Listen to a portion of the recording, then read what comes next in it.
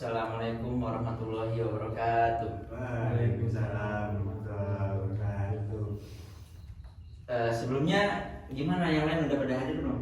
Belum Pak. Belum. Izin. Tidak ada izin. Pada kemana? Nggak tahu. Sakit. Wah, pada sakit ya? Lagi musim sakit ya? Musim hujan ya sekarang ya? Iya Pak. Gimana, kalian tugasnya udah dikerjain belum? Belum Pak. Stres ya udah Pak. Kamu udah apa? Wahyu belum? Belum Pak. Nanti contek aja ke Alpan ya, Iya. belajar sama Alpan. Iya. Itu buku yang saya kemarin yang PDF yang saya ini udah dibaca belum? Belum. Yang tentang pola perjalanan dakwah Nabi Muhammad di Mekah. Belum. Belum. Nah, Subhanallah, emang rasanya ya. Iya Pak. Teladan sekali ya. bisa. Kalau ada banget Pak. Jadi di sini tuh saya akan menjelaskan tentang perjalanan pola dakwah Nabi Muhammad SAW di Mekah. Jadi pola Nabi Muhammad SAW di Mekah itu ada berbagai dakwah yang dilakukan, seperti dakwah rahasia atau disebut dengan Syria, dakwah jahar, yang kedua, yang ketiga dakwah hijrah ke Habsyi, terus misi ke Taif, perjanjian Aqobah. Nah, di situ ada beberapa dakwah yang dilakukan oleh Nabi Muhammad. Nah, di sini saya akan menjelaskan tentang dakwah Syria atau disebut dengan dakwah rahasia Nabi Muhammad SAW. Tahu sembunyi. Ya, secara sembunyi-sembunyi ya. Pintar kan Wahyu. Iya dong. Sebelumnya apa itu Syria? Anda tahu nggak Syria apa? Yang dakwah Nabi Muhammad secara tersembunyi-sembunyi. Oh iya, sip. Betul sekali perjalanan Anda. Pintar sekali, walaupun jarang membaca tapi Anda cerdas sekali ya. Oke, jadi ini ya saya bacakan saja biar lebih paham. Jadi pada awal dakwahnya Nabi Muhammad itu menggunakan dakwah Syria dalam menyebarkan Islam. Jadi dalam menyebarkan Islam itu memakai dakwah Syria. Nabi Muhammad itu melakukan dakwah Syria bukan karena takut, melainkan strategi dakwah di mana Nabi mengantisipasi pengikut Nabi Muhammad yang masih sedikit dan belum kuat. Jadi kenapa itu kan belum kuat, jadi ya udah dilakukannya dengan dakwah Syria itu. Nah, sedangkan ancaman dan siksaan masyarakat kafir Quraisy masih kuat dan status kota Mekah sebagai pusat agama bangsa Arab. Oh. Ya, jadi gitu. Semoga paham ya kalian ya. Nah, Nah, di sana terdapat para pengabdi Ka'bah dan tiang sandaran bagi berhala dan patung-patung yang dianggap suci oleh seluruh bangsa Arab. Jadi kepercayaan tentang menyembah patung-patung itu masih banyak di sana pada saat itu. Nah, yang kedua, di sini Nabi Muhammad SAW itu melakukan dakwah Syiri dengan pendekatan personal. Hal ini disebabkan pendekatan personal memiliki keterkaitan batin serta interaksi emosional antara pengajak dan yang diajak gitu. Pendekatan personal ini Nabi Muhammad SAW telah menggabungkan antara ikhtiar dan tawakal. Artinya apa? Artinya apa, Bang? Artinya Kondisi. kalian jangan bercanda ya. Ini saya masih ingin menjelaskan kok. Artinya Nabi dalam berdakwah memperhatikan situasi dan kondisi yang ada. Jadi perhatikanlah kondisinya. Oh, ini sedang tidak baik-baik saja, Bang Messi.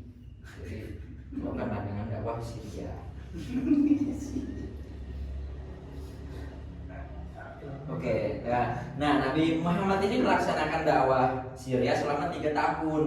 3 tahun tuh lama kan ya dakwahnya Nabi Muhammad, memperjuangkan Islam untuk umatnya, untuk biar lebih banyak pengikutnya. Pertama-tama Nabi menawarkan Islam kepada orang-orang terdekat, keluarga besar, serta sahabat-sahabat karib beliau. Mereka diajak untuk memeluk Islam, dan sejarah Islam dikenal sebagai apa? Ada yang tahu? Ada yang tahu nggak? Nggak tahu ya.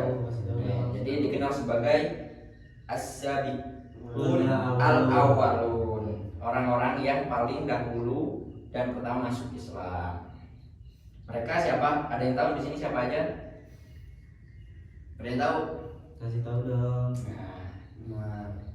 jadi di sini akan saya kasih tahu. Jadi ada 4, yaitu Khadijah binti Khuwailid, Ummul Mukminin, istri Nabi.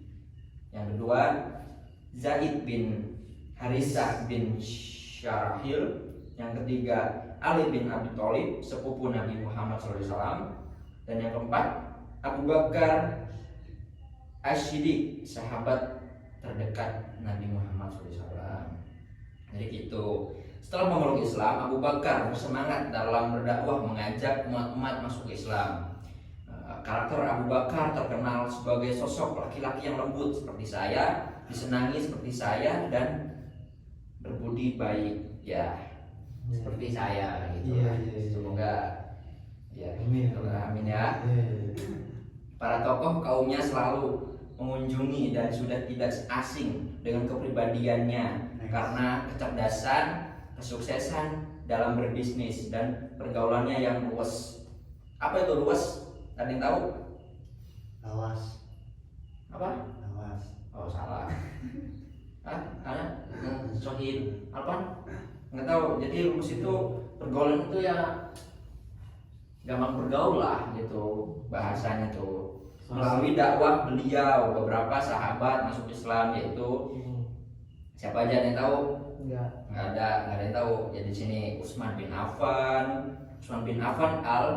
al-Umawi. Yang kedua Az-Zubair bin al-Awam al-Asadi. Yang ketiga Abdurrahman bin Auf. Yang keempat Sa'ad bin Abi Waqqas Az-Zuhriyah. Dan yang kelima yaitu Tolah bin Ubaidillah At-Timi. Ya, jadi gitu. Next ya.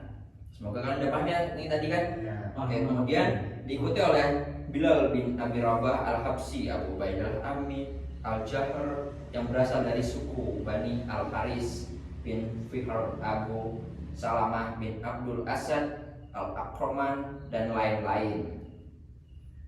Mereka semua masuk Islam secara sembunyi-sembunyi. Mereka menyembunyikan keimanannya untuk menghindari ancaman dan siksaan kafir Quraisy. Selain diuji oleh faktor eksternal, keimanan mereka diuji oleh faktor internal, yaitu ajaran-ajaran yang diterima Nabi bertentangan dengan kondisi yang ada di luar kemampuan otak manusia, gitu. Semoga paham ya. Seperti peristiwa Isra Mi'raj, peristiwa perjalanan Nabi dari Masjidil Haram ke Masjidil Aqsa. Itu pada surat apa? Masjidil Haram ya Masjidil Aqsa. Al-Isra. Nah, benar, pintar sekali ya orangnya ya. Dan diteruskan ke Sidratul Muntaha dalam 1 hari.